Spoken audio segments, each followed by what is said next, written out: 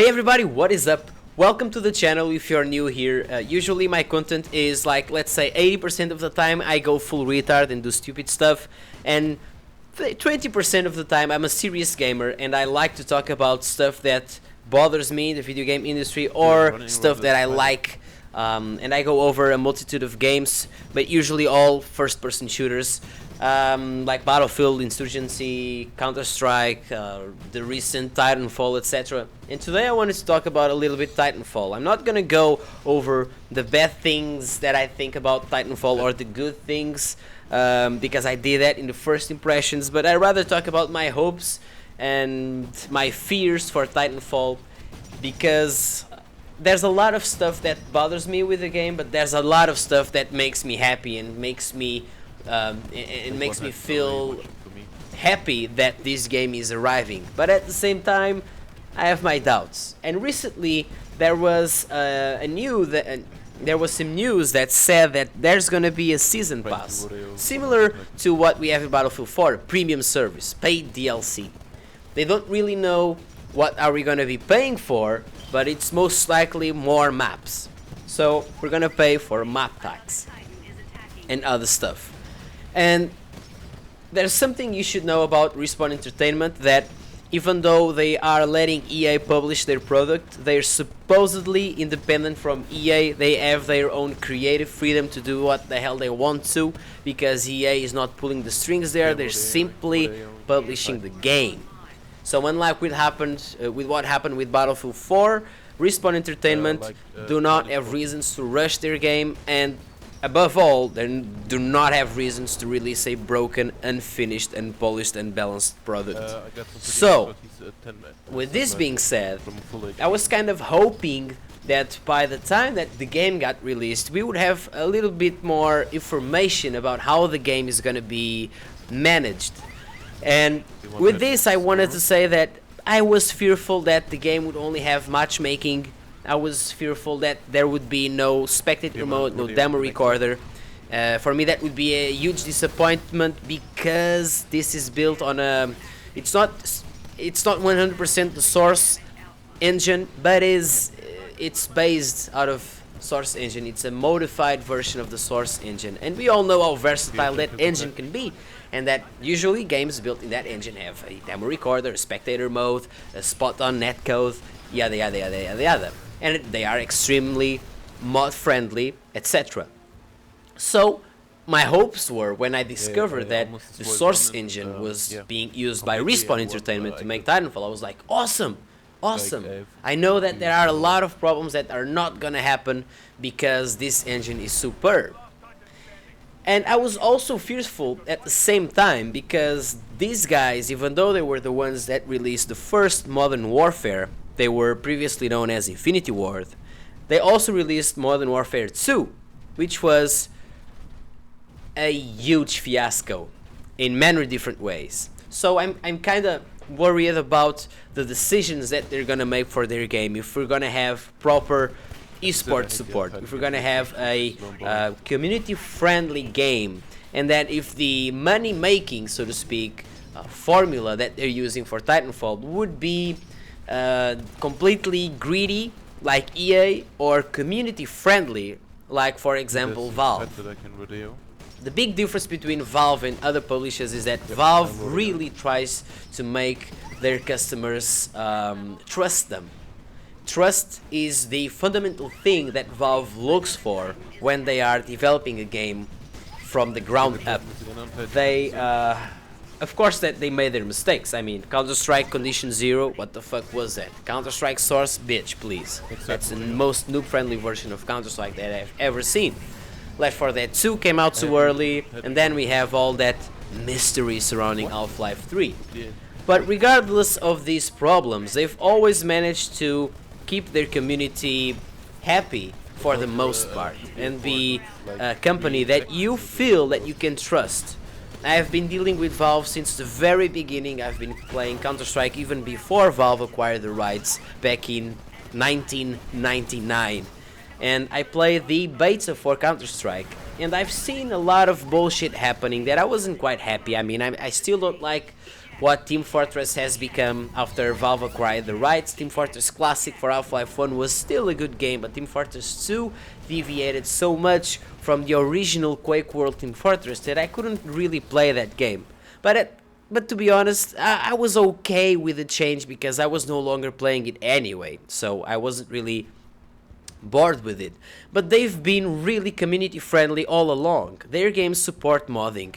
They don't have paid DLC. You can create your own maps, you can create your own custom content for the game. Most of Valve's games support Steam Workshop.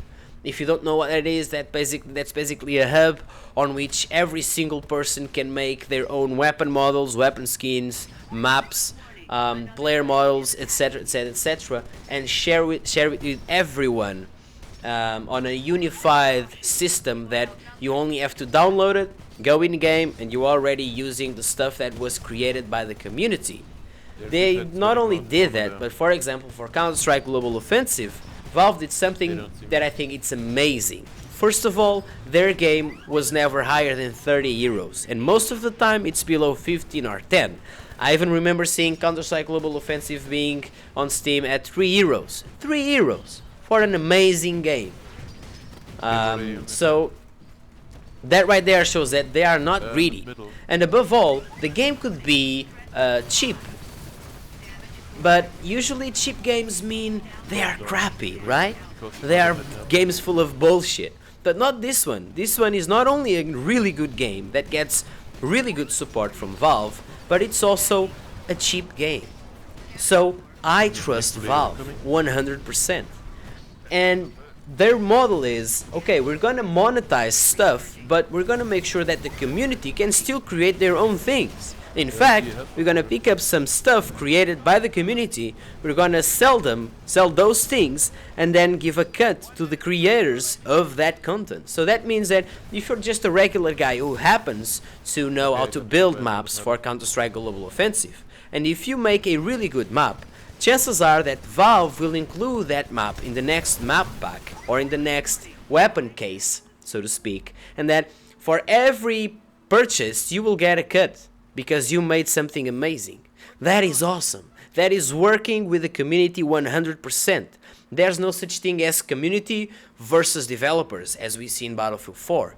The community when we say community in Counter-Strike, we already including the developers. They're all one. It's a synergy, it's a symbiosis. And I would like to see that in Titanfall, especially since Respawn Entertainment is starting fresh. It's their first game after they were booted from Activision, then they were acquired by EA. It's their first game, so I would think that they will adopt the Valve way of monetizing their game, but instead they went full retard and released a season pass or a premium service similar to what happened with Battlefield 4, and that does not make me happy, and I do not trust Respawn Entertainment at all. They did some pretty amazing things in the past, they also did some pretty stupid mistakes, and now that they're releasing their first game since they started fresh, they do this douchebag move.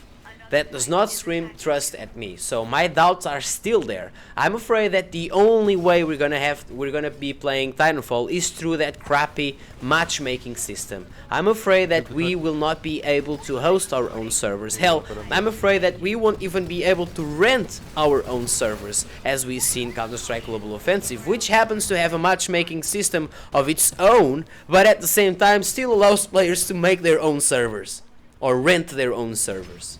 That is the right way to do things. And there's nothing about how it's gonna be for Titanfall. We don't know if we're gonna have a demo recorder, we still don't know if we're gonna have a spectator mode. So a lot of people got carried away by the hype train, all those flashy trailers and the awesome beta, because it was a really good beta. It was more of a promotional demo, obviously. In fact, it was a promotional demo, they just chose to call it beta. So my fears are still there. I still have hope for the game because I really want this game to be successful. I really want this game not to be yet another letdown. And we're only a few hours away of getting Titanfall and playing the final version of the game for the first time, and there's still not enough information. Usually, that's a bad sign. When developers are confident with their work and when developers know that they are not doing any douchebag moves, they go ahead and tell you, look, you're gonna have this, and that. But when you don't have any information whatsoever about those things, it's usually a bad sign.